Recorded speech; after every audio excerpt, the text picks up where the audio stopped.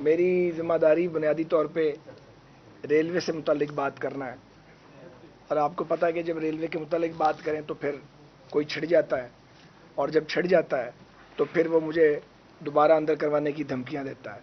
اگر میں زیادہ بول گیا ریلوے کے حوالے سے اور دوبارہ اندر ہو گیا تو یہ ذمہ داری آپ سب کی ہوگی۔ گزارش یہ ہے کہ مسلم لیگ نون کی حکومت نے، مسلم لیگ نون کی وزارت نے پوری تندہی کے ساتھ کام کیا، صنعتی کارکنوں اپنے دیانتدار افسروں کے ساتھ مل کر، اور ریلوے کے تن مردہ میں ایک نئی روح پھونکی۔ ہمیں جب ریلوے سونپی گئی تھی تو 18 ارب روپے ہمارا ریونیو تھا سال کا۔ ہم نے 50 ارب روپے پہ ریونیو چھوڑا جب 50 بلین پر اینم ریلوے کما رہا تھا۔ پنکچویلٹی امپروو کی، پورے ملک میں اپنی لینڈز کو ڈیجیٹائز کروایا، ای ٹکٹنگ کا انیشیٹو تھا، تمام واجبات، اربوں روپے کے واجبات کلیئر کیے اپنے مزدوروں کے، 13 نئے ریلوے اسٹیشن بنائے۔ ہم نے ریلوے کے اندر تقریباً 200 لیول کراسنگ جو تھے وہ صوبائی حکومتوں کی مدد سے ان کو فنڈز ارینج کر کے ان کو وہاں پہ لیول کراسنگ لگائے، سگنلز لگائے، اور ایک بالکل ایک نئی ڈرائیو نظر آتی تھی۔ جو فوج کی سپلائی ہے اس کو 4 ٹائم ہم نے امپروو کیا۔ اسی طرح ہم نئے لوکوموٹیو لے کے آئے، چائنیز بھی اور امریکن بھی، اور جو سائی وال کا کول فائرڈ پاور پلانٹ ہے اس کے لیے ایک انپریسیڈنٹڈ کول سپلائی آپریشن شروع کیا جو پاکستان کی 72 سالہ تاریخ میں پہلی بار تھا۔ اور اسی طرح ہم نے کراچی لاہور لائن جو ڈبل لائن ہے وہ نامکمل تھی، اس کو مکمل کیا۔ سبی اور ہرنائی جو 4 ضلعوں کو لنک کرتی ہے، وہاں پہ ٹریک اڑ گیا ہوا تھا 12 سال سے، بلاسٹ کی وجہ سے اور سیلابوں کی وجہ سے، اس کی تقریباً تکمیل ہو گئی تھی۔ لیکن آپ یہ دیکھیے 20 دن کا آئل سٹاک تھا ہمارے پاس۔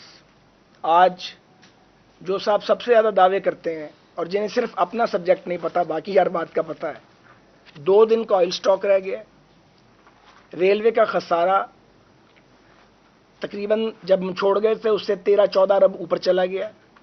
انکم کم ہو چکی ہے، ٹرینیں غلیظ ہیں، وائی فائی کا نظام تباہ ہو گیا ہے، ای ٹکٹنگ ختم ہو گئی ہے تقریباً، اب کسی کو ٹھیکے پہ دے رہے ہیں کیونکہ سب لوگوں کو نکال دیا۔ جو 13 ریلوے اسٹیشن بنائے تھے ان میں ریلوے نے لیز کرنے کے لیے، چونکہ جدید اسٹیشن ہے، وہاں کمرشل ایریاز رکھے تھے وہ خالی پڑے ہیں۔ رائل پام جو صاحب کا کلب تھا، ہم نے ایک لمبی ایفرٹ کر کے اس کو ریلیز کروایا۔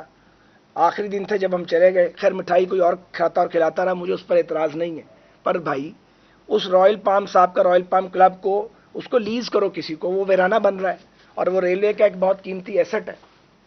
اسی طرح کراچی سرکولر ریلوے کا مقدمہ میں پوری ذمہ داری کے ساتھ کہتا ہوں کہ وہ سپریم کورٹ آف پاکستان میں ریلوے نے لڑائی نہیں، کیونکہ یہ سولوشن ہی نہیں ہے جدھر لے گئے ہیں وہ ریلویز والے اس چیز کو۔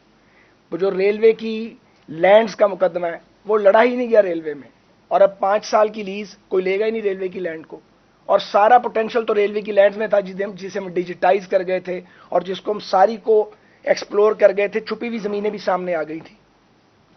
اسی طرح آج اربوں روپے کے واجبات ہیں ریلوے کے مزدوروں کے، وہ ان کی جان کو رو رہے ہیں، صنعتی امن خطرے میں ہے۔ 10 چائنیز لوکوموٹیو لاک کر دیے ہیں کہ اس کی مینٹیننس کے پیسے نہیں ہیں۔ 4 سے 6 امریکن لوکوموٹیو جو 50 کروڑ کی مشین ہے وہ ٹوٹل ڈیمیج ہو کے کھڑے ہیں، انہیں ٹھیک کرنے والا کوئی نہیں ہے۔ یہ میں آپ کو بتا رہا ہوں، میں اس پہ پوری رات بات کر سکتا ہوں لیکن 2 منٹ میں ختم کرنا ہے اس کو۔ تو ہم نے جیکب آباد بسیمہ گوادر کے لیے جو جگہ ہے اس کی ڈیزائننگ بھی کی، اس کے پیسے بھی جمع کروائے بلوچستان گورنمنٹ کو۔ مجھے بالکل نہیں پتا کہ یہ زمین انہوں نے ایکوائر کی ہے یا نہیں کی ہے۔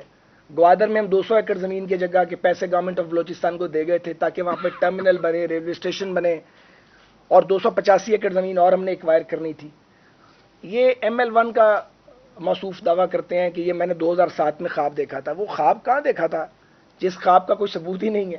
بھائی سی پیک کا نام تو پہلی بار میاں نواز شریف کے دور میں لوگوں نے سنا، ML1 کا نام اس کی اپ گریڈیشن کا پہلی بار ہمارے ہی دور میں سنا، ہمارے ہی دور میں فریم ورک ایگریمنٹ ہوا، ہمارے ہی دور میں اس کی فیزیبلٹی بنی، ہمارے ہی دور میں اس کی ڈیزائننگ مکمل ہوئی، اور یہ 5 سال میں جو کام ہونا تھا آپ 9 سال پہ لے گئے ہیں، اور رکھے آپ نے 6 ارب روپے ہیں، تو یہ تو 2 صدیوں میں مکمل نہیں ہوگا، اور پروجیکٹ کی کاسٹ بڑھ جائے گی۔ وہ کاسٹ کون بیئر کرے گا؟ وہ جو اسپیشل یونٹ ہم نے تشکیل دیا تھا اشفاق خٹک صاحب کی لیڈرشپ میں، اس کو توڑ دیا۔ یعنی جہاں سے نظر آیا نا کہ کوئی آدمی ہمارے دور کا ہے وہ کتنا بھی قابل اور لائق تھا اس کو اڑا کے پرے مار دیا. نتیجہ یہ ہے کہ آج ریلوے ڈوب رہی ہے, سنک کر رہی ہے, اور اگر یہ حالات رہے اور 2-4 سال تو ریلوے کو واپس لانے کے لیے ٹریک پہ شاید کوئی فارمولا کارگر ثابت نہیں ہوگا. میں تو ذاتی طور پہ ریلوے کی نجکاری کا مخالف رہا ہوں, اور میری حکومت نے بھی ہماری مدد کی, اور ہم نے دیسی فارمولے سے اور دیسی ٹوٹکے سے اس کو چلا کے نجکاری کے خطرے سے نکال لیا تھا. ہم پرائیویٹ پبلک پارٹنرشپ میں لے کے جا رہے تھے کہ ریگولیٹری باڈی کے طور پہ ریلوے گورنمنٹ کے پاس رہے, مگر موجودہ حکومت نے تو ستیہ ناش کر کے رکھ دی ہے.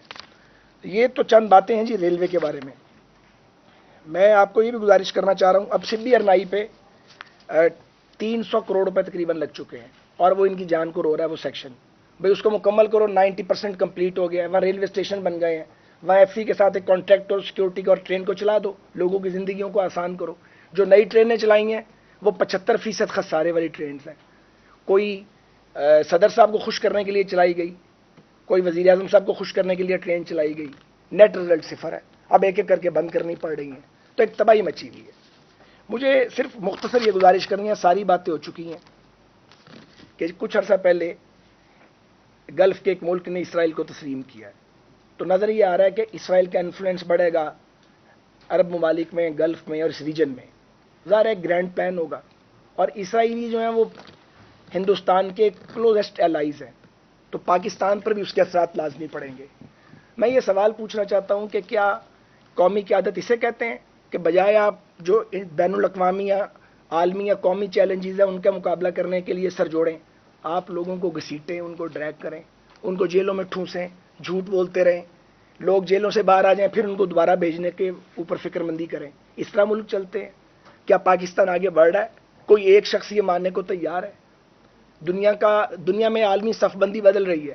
پاکستان کے جو پالیسی میکرز ہیں ان کے پاس وقت ہی نہیں ہے, حکمرانوں کے پاس وقت ہی نہیں ہے کہ وہ کوئی پازیٹیو بات کریں. انہیں شریف خاندان کو ٹارگٹ کرنے سے فرصت ملتی ہے تو وہ پی ایم ایل این کو ٹارگٹ کرتے ہیں, اس سے فرصت ملتی ہے تو وہ اپوزیشن کی باقی پارٹیز کو ٹارگٹ کرتے ہیں. ایسے تو ملک نہیں چل سکتا. تو میں یہ ضرور کہنا چاہتا ہوں, پاکستان کے تمام جو درد دل رکھنے والے لوگ ہیں, جو سیاسی جماعتوں میں موجود ہیں, پاکستان کے اداروں میں موجود ہیں اور پالیسی میکنگ میں موجود ہیں, کہ اپنے دل پہ ہاتھ رکھ کر یہ سوچیں کہ ہم پاکستان کو کس سمت میں لے کے جا رہے ہیں, اور کیا ہم اپنے آنے والی نسلوں کو ایک مضبوط پاکستان دیں گے, یا ایک منقسم تقسیم در تقسیم والا پاکستان, کہ ایک دوسرے کی شکل دیکھنے کے ہم روادار نہ ہوں, ایک دوسرے سے بات کرنے کے روادار نہ ہوں. تو یہ میں سمجھتا ہوں کہ عمران خان صاحب کی حکومت نے, جو ایک جمہوری حکومت نہیں ہے, پاکستان کو ایک ایسے کلچر سے روشناس کروا دیا ہے جس میں نفرت اور تلخی بڑھی ہے اور پاکستان پیچھے گیا.